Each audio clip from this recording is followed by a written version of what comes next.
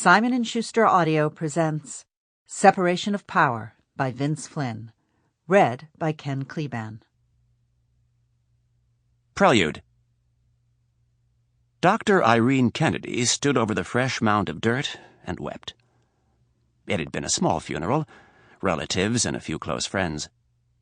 The others had already left the wind-swept cemetery and were on their way back into town for a light lunch at an aunt's house. The 40-year-old director of the CIA's Counterterrorism Center wanted to spend a few moments alone at the grave of her mentor. Kennedy lifted her head and wiped the tears from her eyes as she took in the landscape. She ignored the biting chill of western South Dakota and let it all out. This would be her last chance to grieve so openly for the loss of the man who had taught her so much. After this, it was back to Washington and perhaps the greatest test of her life. During Stansfield's final days, the director of the CIA had told her not to worry. He had made all the proper arrangements. She would take his place as the next director of the Central Intelligence Agency. Kennedy did not relish the confirmation process that awaited her. But what really had her worried was measuring up to her old boss. He was the greatest man she had ever known. Thomas Stansfield died on a cool fall morning surrounded by his children, grandchildren, and Irene Kennedy. It was exactly as he'd wanted it to be.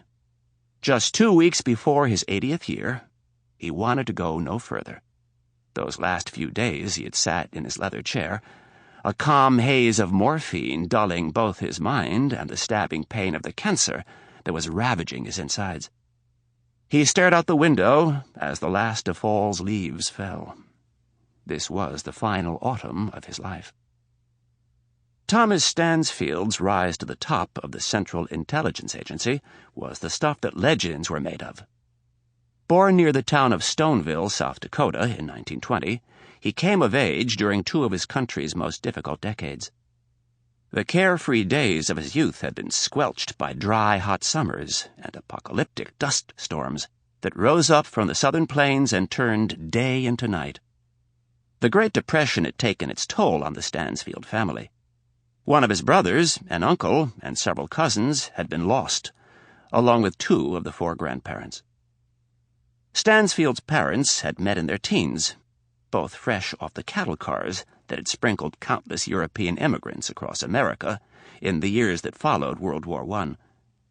His father was from Germany, his mother from Norway. Thomas Stansfield grew up mesmerized by the stories his parents and grandparents told of their homelands. He learned English in school.